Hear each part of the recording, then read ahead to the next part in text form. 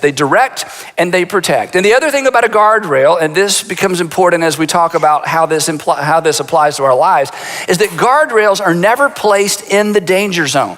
Guardrails are never placed in the danger zone. Guardrails are actually placed in the safety zone. And no one argues with this. No one argues that, no, they need to give us those extra 3 feet, to drive in. Nobody argues with this idea. Nobody would argue that we need to put the guardrail in the danger zone or even on the line. When it comes to driving, we understand the idea of a margin for error. The other thing about a guardrail is that they are designed to minimize damage to your vehicle. If you hit a guardrail, you will have to go to a repair shop, but you may not have to go to the hospital. If you hit if there weren't guardrails where there are guardrails, chances are what would happen to you and to your vehicle would be much worse. The damage done by hitting a guardrail is much less than the damage done to you and your vehicle if there was no guardrail. But the reason that we named this entire series Guardrails is because the highway is not the only place we need guardrails. We need some financial guardrails. We need some relational guardrails. You may need some professional guardrails. And the truth is, your greatest regret may have been avoided if you had some financial guardrails, some moral guardrails, some relational guardrails, and again, maybe even some professional guardrails. Now, the pushback on all of this throughout our series together is that we live in a world that doesn't value this idea. We live in a world that essentially resists guardrails, that culture doesn't encourage guardrails. In fact, as we've discovered and as you will discover, oftentimes people in our culture are critical of us when we establish guardrails because personal guardrails are like personal rules. And number one, I don't like rules and you don't like rules, so we don't like establishing rules for ourselves. But oftentimes when we establish rules for ourselves, it's a little bit threatening to the people around us. Culture doesn't like guardrails. Culture is content with painted lines, just lines on the side of the road. But the interesting thing is this, and we've all experienced this, or we've all maybe participated in this, that even though culture doesn't celebrate guardrails, at the same time, culture will shame us and blame us and mock us when we end up in a ditch financially, or we end up in a ditch in our marriage, or we end up in a ditch with one of our kids, or an important relationship or professionally. They don't want us to have, culture doesn't celebrate guardrails, but at the same time, culture is quick to mock us and shame us when we end up in a ditch in life. So this is an incredibly important topic. It's a little bit complex. It doesn't fall so much in the category of right or wrong, as we're going to discover, and as we talked about last week. It really falls more in the category of wisdom, and that makes it a little tricky, and that makes it a little intangible, and it makes it a little soft, and perhaps even a little mushy. But it's extraordinarily important. Today, specifically, I want to talk about your friends and your associates, and what it means to establish guardrails in the realms of our friends and our associates. These are the people that you run with. These are the people that you play with. These are the people that you work with. It's the folks that are a part of your life on an ongoing basis.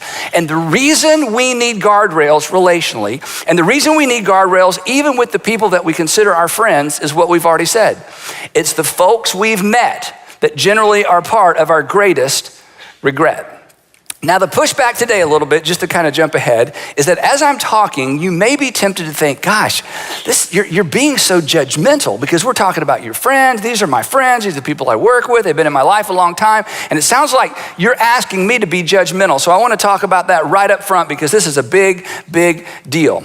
This is not about being judgmental. This talk today is about exercising good judgment. And there's a big difference, and I want to explain the difference real quick, and then we'll jump into this content. Being judgmental is me forming an opinion about you. Being judgmental is forming an opinion about what you should do, what you should stop doing. Being judgmental is setting myself up as a what?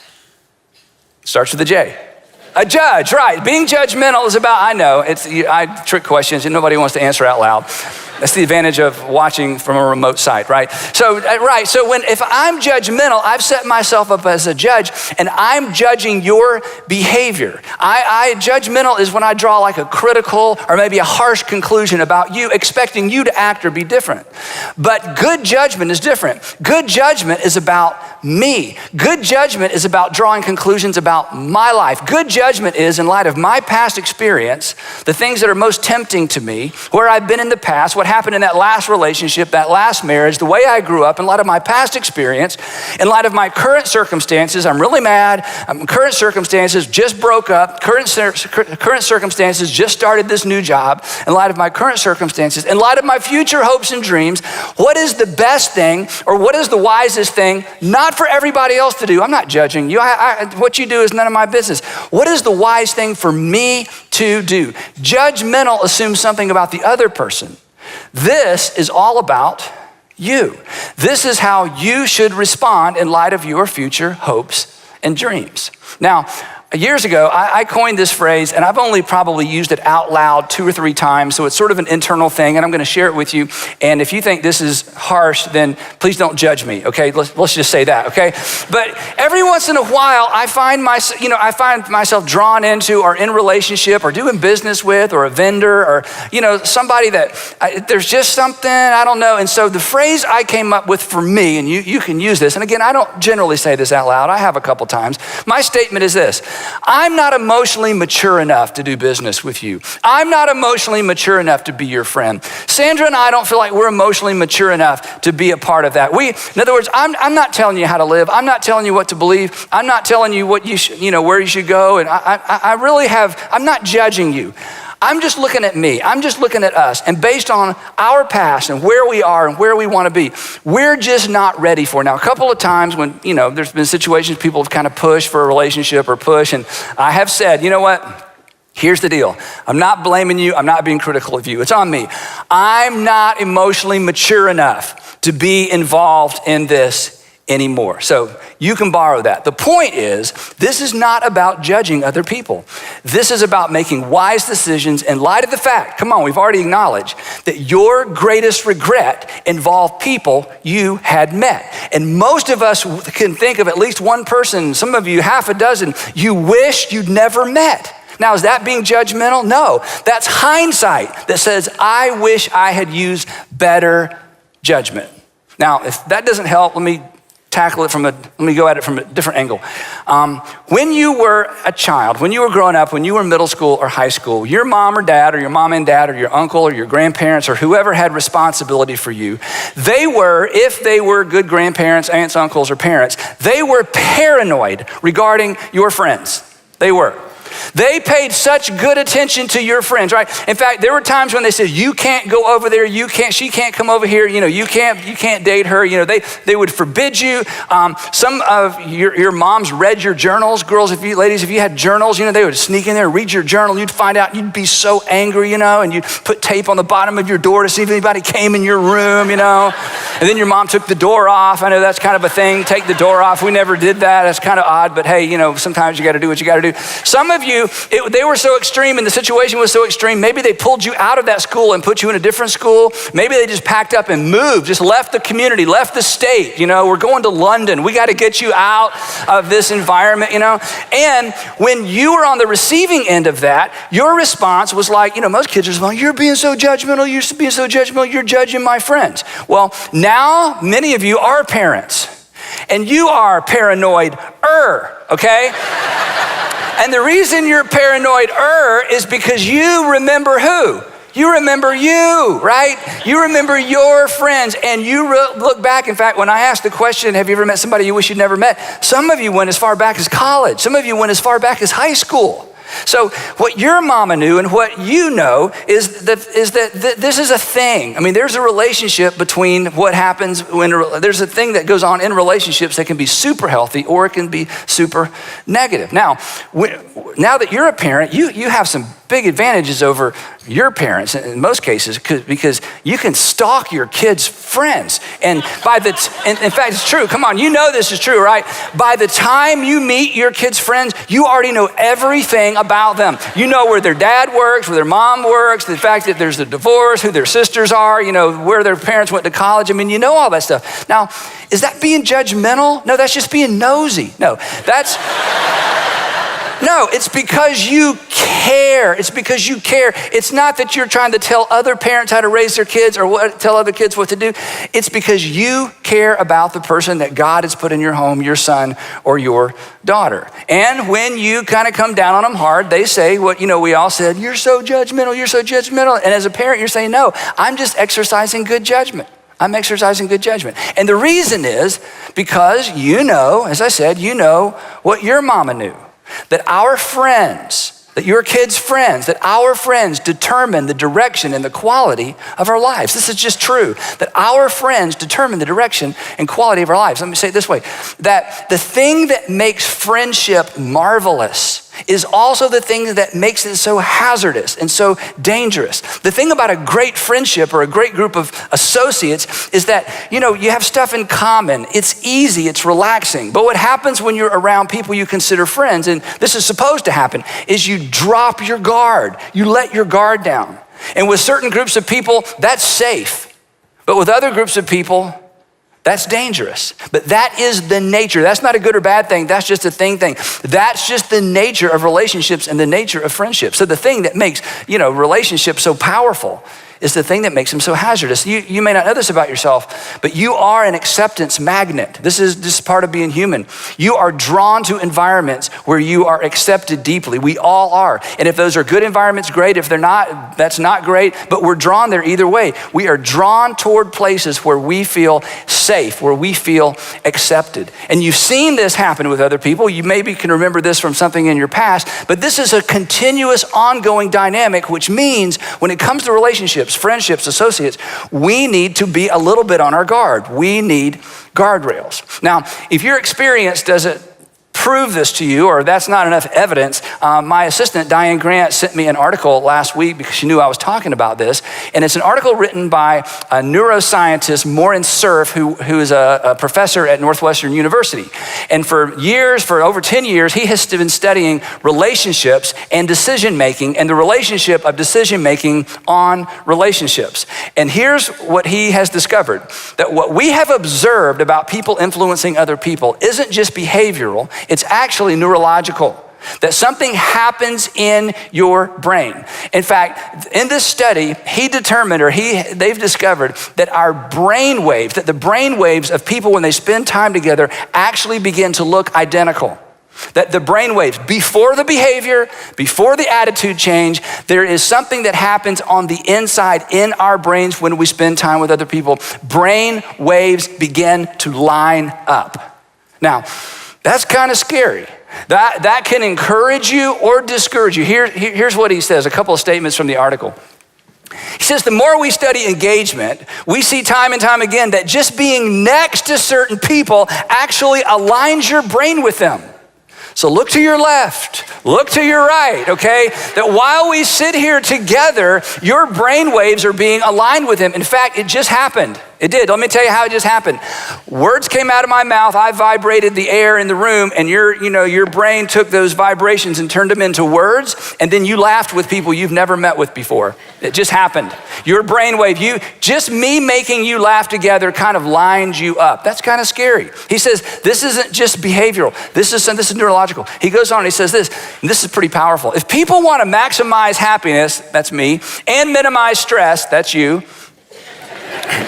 Don't we all want to maximize happiness and minimize stress? Look at this conclusion he draws. They should build a life that requires fewer decisions. How? By surrounding themselves with people who embody the traits they prefer. That if you surround yourself with people who embody, that is, live out the traits you prefer, he says, without any effort, without any decision on your part, your brain will begin to line up with the people who are becoming the kind of person that you ultimately want to be. Now think about that. Last statement, he says this. He says, over time, they'll naturally pick up on those desirable attitudes and behaviors. But the flip side is true as well. Over time, you can pick up on undesirable attitudes and behaviors. With no effort, just being in proximity, simply doing life with, being with people who are moving in a particular direction, something happens in your brain and in my brain. Now, is that judgmental? No, that's just true. This isn't about judgmental. This is about exercising good judgment. If this happens automatically, what should you do? If this happens automatically, how do I harness that? How should I respond? This isn't about being judgmental. Come on, look over here. This is about your future. Your future will be impacted by the people you spend time with. Your future will be impacted by the people you are in community with. Your future will be impacted by the people that you do life with. Now, interestingly enough, 3,000 years ago, before we were able to look at the brain, King Solomon, Israel's third king, there was Saul and David, and then his son Solomon became king, considered one of the wisest men who've ever lived. Some people say the wisest man who will ever live. 3,000 years ago, he makes a statement that punctuates what we have finally discovered. 3,000 years ago, here's what Solomon wrote. He said, walk with the wise, and you automatically, with no effort, no intentionality, you don't have to write anything down, you don't have to remember anything, you don't have to study for a test. Walk with the wise and you will, over time, become wise. It's just gonna happen automatically. Now, what is wisdom? We've talked about this. Wisdom is somebody who understands that life is connected, that the dots connect, that my past connects to my present, which is gonna be some sort of predictor of my future. That's what wisdom is. And he says, if you spend time with wise people, over time you will become wise. That wisdom is contagious. Imagine that. It just rubs off. Do life with the wise and you will be wise. And then there's a second part of this, for, or the way I memorized this a long, long time ago, the word was but, because it's a contrast. He says, but, or for, a companion of fools ultimately suffers harm. Now, we don't use the word fool because, you don't want to call someone a fool, but in the Jewish Bible, in the Jewish scriptures, a fool was a person who did not live carefully. A fool was somebody who did not understand about how the past connects to the present. That's a predictor of the future. A fool is somebody that just lives for the day. A fool is is the person that's like, well, tomorrow is tomorrow, and when I get to tomorrow, I'll deal with tomorrow. A fool is someone who, as Paul said last week when we started the series, is not careful. Remember the Apostle Paul says, walk carefully or live carefully or be careful where you step, essentially he said. A fool is someone who's just not careful. But the interesting thing about what Solomon said is what he doesn't say. Let me read it to you again. Walk with the wise and you become wise. Okay, if I hang out with wise people, I become wise. You would expect him to say, hang out with fools and you'll become a fool, but he doesn't say that. What Solomon says is that it's worse than that. Because if you spend time with, surround yourself with, do life with fools, over time, you're not simply gonna become a fool, you're going to suffer harm. That is, when their life goes bad, it's a proximity thing. The closer you are to them, the greater the odds that something bad happens to you. As they go, you go. To which we say, yeah, but I don't do what they do. To which Morin Cerf, the neuroscientist, would say, yeah, but stick around them long enough and you probably will because your brain waves are gonna line up. So Solomon says it's worse than becoming a fool. You're actually gonna catch the shrapnel from their bad decisions. Again, every parent, you get this. Because you don't want your kids with certain kids, not because they're necessarily gonna do what certain kids do, but because you're afraid when the certain kids do that, your kids will be harmed by their decisions. We get this. That's not judgmental. This is about good judgment. In other words, friends, this is what Solomon's saying. Friends who aren't careful with their lives won't be careful with your life, right? Friends who aren't careful with their health, they're not going to be concerned about your health. Friends who aren't careful with their marriages, they're not going to be careful and try to guard your marriage. Friends who aren't careful with their finances, they're not going to try to guard and be careful with your finances. Friends who aren't all that concerned about their reputation, they're not going to be all that concerned about your reputation. Friends who don't have any kind of faith or don't have any concerns about faith aren't going to be very concerned about your faith. And friends who don't seem to care about the future, the last thing they're going to worry about is your future. This is good judgment. This is a big deal. And this isn't about middle school and high school. This is about all of us. Friends who don't take care of themselves won't take care of yourself. Friends who lie and cheat, you know this? Friends who lie and cheat, they feel better when you what? Lie and cheat. So again, friendship can be awesome, but friendship can be treacherous. Friendship requires some guardrails. Now, Just a reminder, the point of a guardrail isn't to keep you from just doing bad things. The point of a guardrail is to light up your conscience so that you know you're getting close to doing bad things. So the way I said it here, the point of a guardrail is to light up your conscience before we veer into the danger zone. Remember, a guardrail isn't in the danger zone, and a guardrail isn't right on the line. The guardrail is inside the safety zone. And again, this is why we resist. But for the next few minutes, as we close out this episode of this series, I want to make 5 suggestions as it relates to guardrails, as it relates to your friendships and your associates. Now, I know this. In some cases, you don't have total control over who you spend a lot of time with. I get that. We're going to talk about that in just a minute. But I want to encourage you. If I could get on my knees and plead with you, and I thought it would do good, I want to encourage you to consider these. And again, I don't want you to listen to what I'm about to say through the filter of your kids or your grandkids. Yeah, I mean, it's going to be hard not to do that. Or some friends that you have that you wish were here or you wish were watching. I just want this to settle in over us as we consider our future, because your friends and your associates impact the direction of your life. So here's 5 suggestions. Again, these aren't rules. You don't need to write these down. You may want to go back and listen to this or look at these later. But 5 suggestions just to get you thinking about guardrails as it relates to folks you've met, so that they won't become the next regret. Here's the first one. When it dawns on you that your core group isn't moving in the direction you want your life to be moving, that should light up your conscience. When it dawns on you, you know what? We love the same music, we love the same food, we love the same artists. We have so much in common. But when I look at the direction this group is moving in, it's not really the direction I want my life to move in. That's a warning. That's a guardrail. That's not a good or a bad thing. That's a wisdom thing, and you got to pay attention to that, because relationships are not static. Relationships are either growing or decaying. They're getting better or they're getting worse. And when you're surrounded by a group of people that you have a lot in common with, of course you drop your guard. That's what we do around friends. But when it dawns on you, you know what? They're just not moving in the direction I want my life to move in.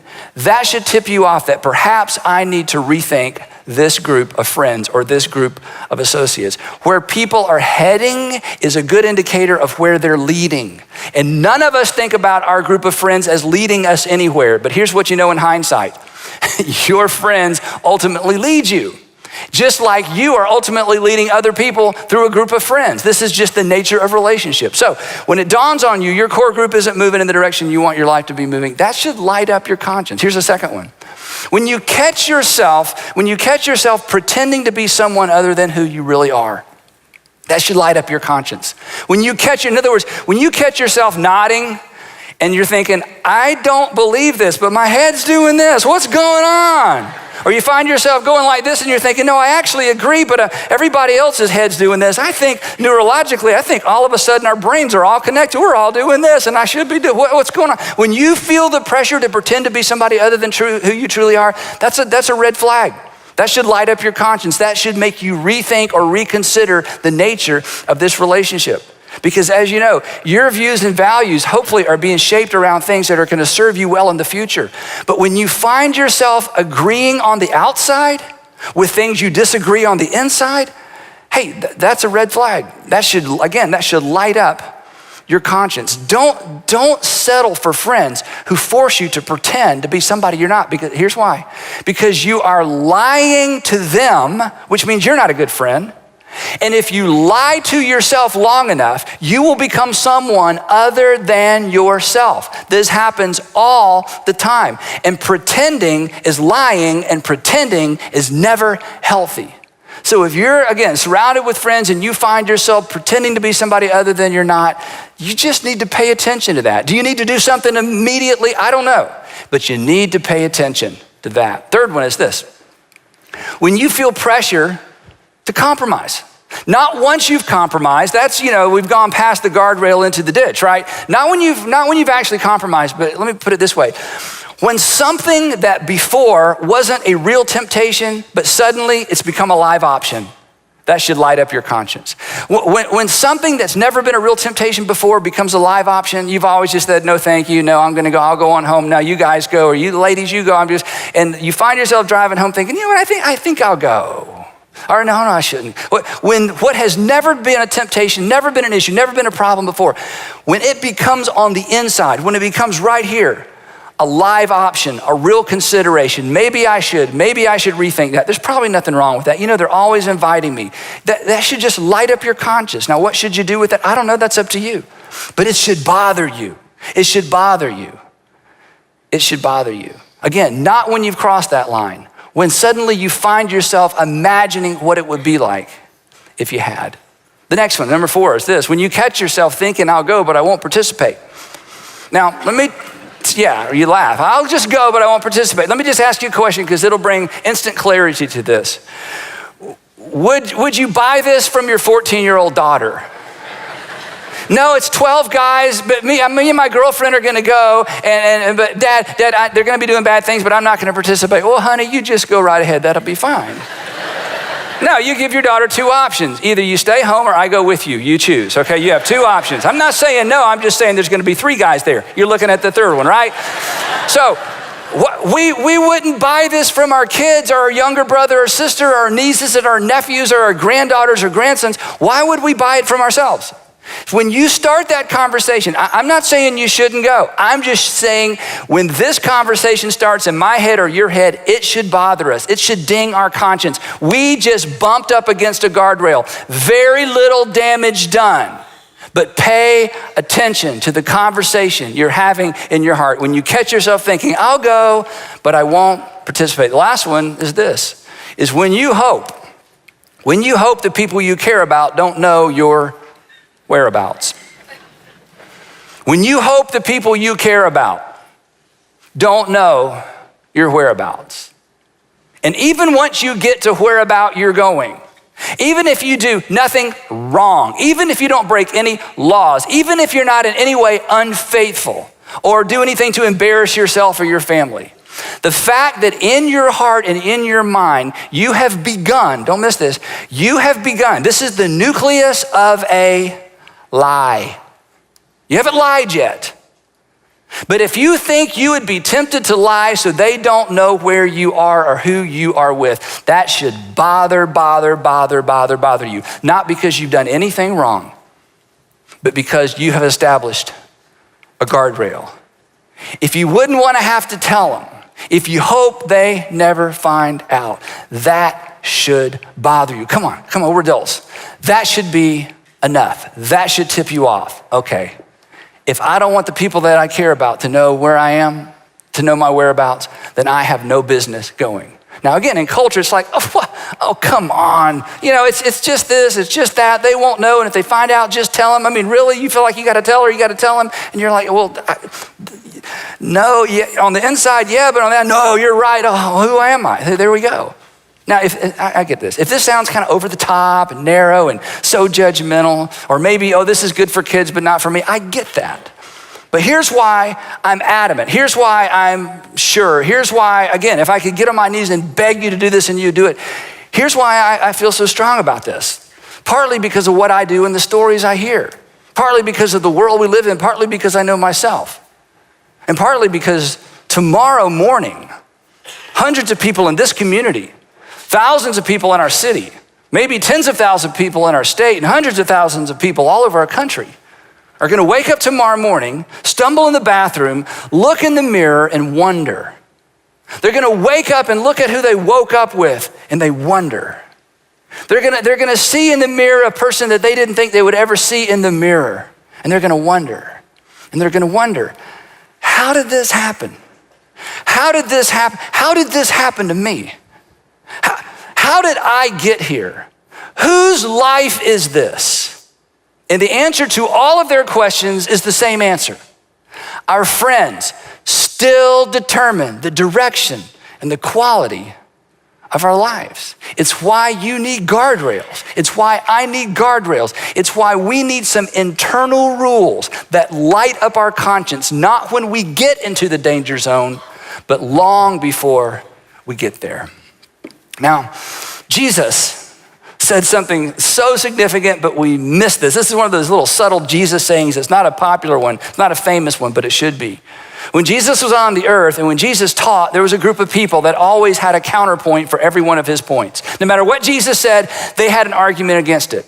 And so one day, Jesus throws up his hands. I don't know if he threw up his hands or he smirked or he laughed or he smiled. I don't know what his body language was. But finally, one day, he had just sort of gotten to the end of all this. And he makes this statement that's so powerful, but it sort of flies under the radar because of the context in which he said it. And again, because we don't talk about it very much. Here's his response to the people that just were not going to let him win the argument. No matter what he says, they were not going to let him win. So finally, one day he says this, wisdom, I love this, wisdom is proved right by all her children.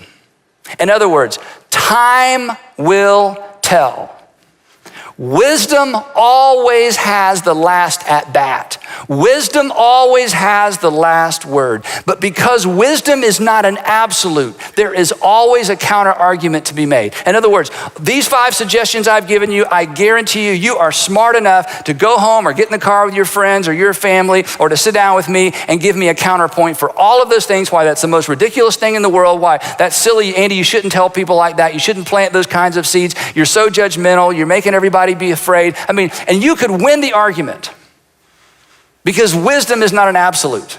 Wisdom plays in the gray space. Wisdom plays just inside the borderline, oftentimes from relational, financial, and personal disaster. Put it this way. Wisdom will allow you to win the argument, but ultimately you'll lose in life. That was Jesus' point. That wisdom is proved right, not in the courtroom, not in the debate. Wisdom is proved right by the outcome. And establishing personal guardrails as it relates to friends and associates, establishing personal guardrails, it's not a lack of concern for other people. It's not a lack of love for other people. This isn't even about other people. It's about your future hopes and dreams, your future marriage, your future relationship with your kids, your future finances. It's about being in a position to help those friends that you may have had to distance yourself from once they begin to reap what they have sown. It's not a lack of love. In fact, it's an expression of love. Because by remaining in the safe zone, you are better positioned to help other people and to help some of those very same friends once they cross those lines.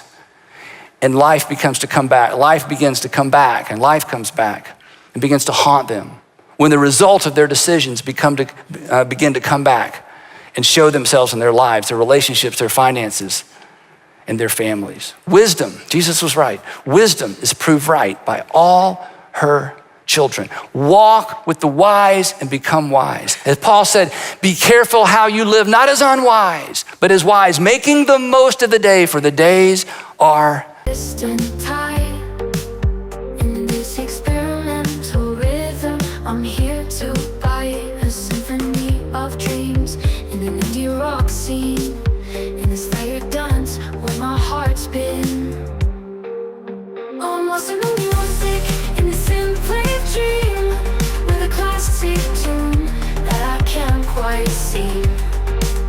Lay a female voice in the alt rock light, in this haunting song where dreams ignite.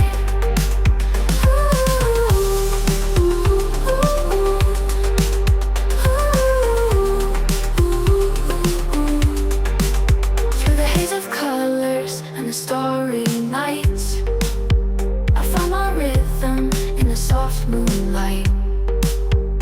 Echoes of the past, they whisper sweet. In this rock world where the beat repeats, melodic whispers like a distant tide. In this experimental rhythm, I'm here to buy a symphony of dreams in an indie rock scene. Where my heart's been. Oh, I'm lost in the music, in the simply dream, with a classic tune that I can't quite see. Lay a female voice in the alt rock light, in this haunting song where dreams ignite. Through the heart of the night, where the guitars play, I found my rhythm in the soft moonlight way. A sweet surrender to the rock beat, in this haunting moment where my heart skips a beat. Oh, I'm lost in the music, in the simply dream,